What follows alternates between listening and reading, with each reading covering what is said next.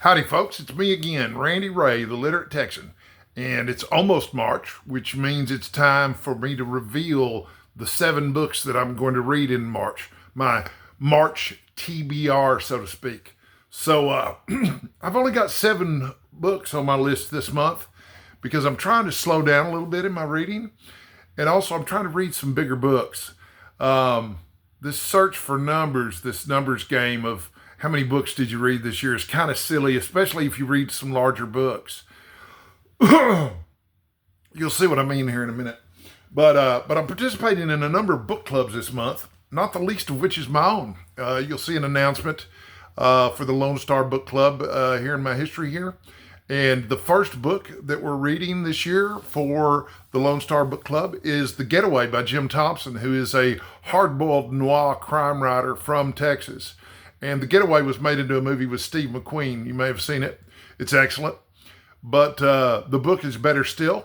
And the third act of the book is the really, truly exceptional part. And I'm not going to spoil it other than to say, when they say they're trying, when they say it's the getaway, there's some place that they're trying to get away to. And what happens there is the most interesting part of the book. It's also the part that's left out of both of the film versions.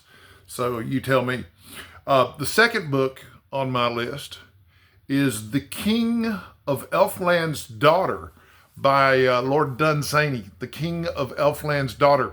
This is the selection for Roger's Cheap Old Book Club, which is run by our friend Michael K. Vaughan. And my understanding is that Lord Dunsany is to fantasy pre-1950 what J.R.R. Tolkien is to fantasy post-1950. And so I'm actually really looking forward to The King of Elfland's Daughter.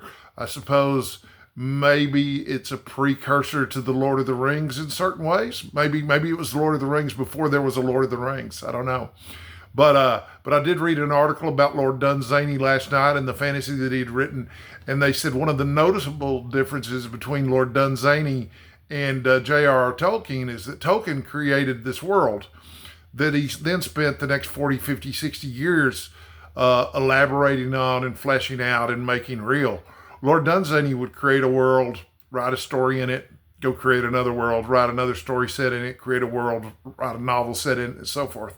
So he created lots of different fictional fantasy worlds, but didn't spend a lot of time fleshing those out, so to speak. Also, Lord Dunsany was a big influence on H.P. Lovecraft, among others. So I read a short story from him the other night, and I can't remember the name of it, but it was really, really funny. It was in a collection from Douglas A. Anderson called Tales Before Tolkien, which I recommend. It's an anthology of fantasy stories that were all written before Tolkien became such a force in the fantasy world. But yeah, it's a really good collection. Tales Before Tolkien, I recommend it. I don't have a copy here to show you. I have an ebook copy of it. In fact, the reason I'm not holding up copies of books is I've got some problems with my eyesight lately. And so I'm reading all my books on my Kindle device right now. It's just easier on my eyes for now. Hopefully the eyes are going to get cleared up too. So number 3 on my list of 7 books that I'm going to read in March is Tiberius Donahue's book club selection, Elizabeth, a biography of Britain's queen, which I understand is an older biography. And this one I do have a hardcover copy of that I can show you. It's right here. It's actually a very pretty book because it kind of goes over on the side there. But this was written, of course, by Sarah Bradford, of course. And it's a biography of Britain's queen, but it was written quite some time ago. So there's a lot of stuff that's happened since then.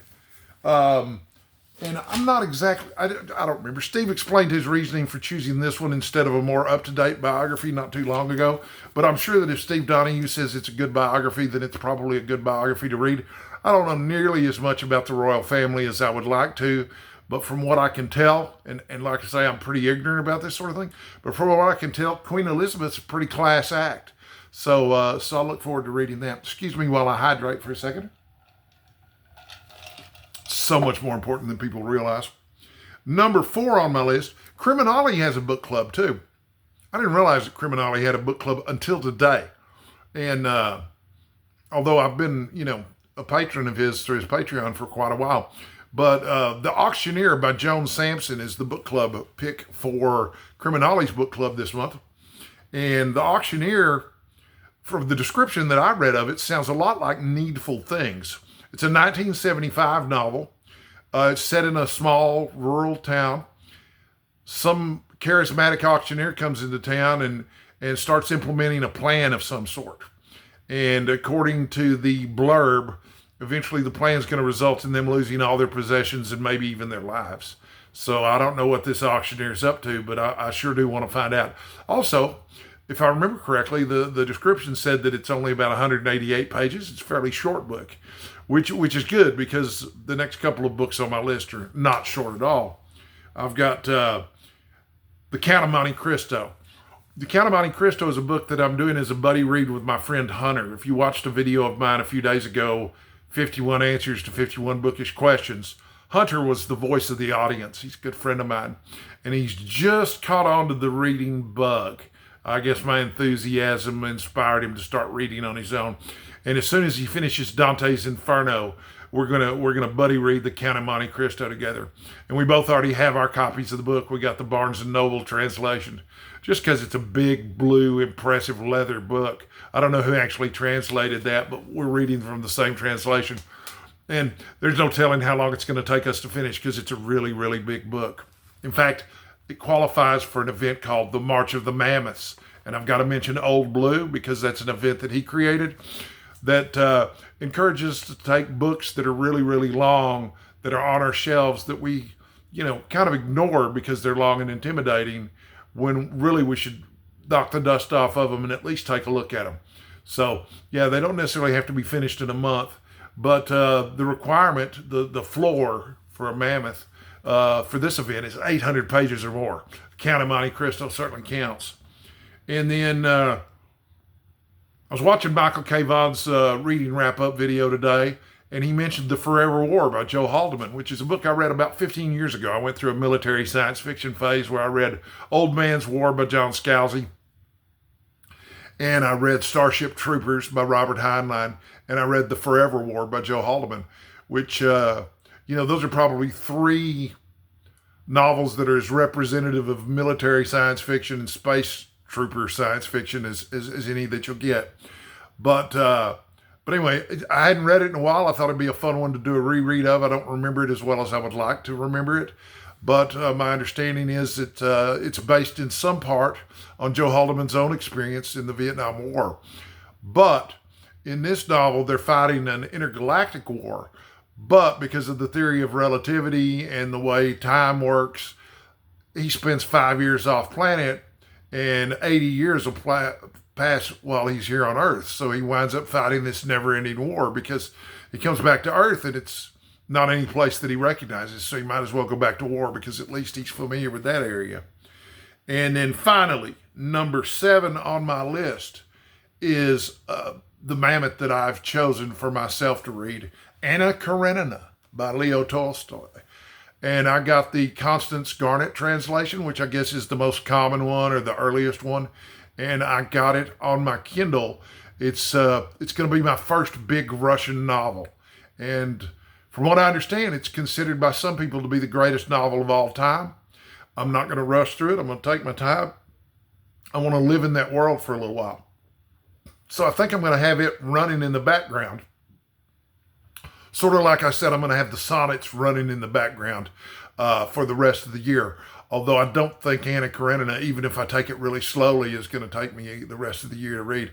But I want to say the edition I got is probably about 1,200 pages. So that's it. Those are the 7 books on my to-be-read list for March of 2025.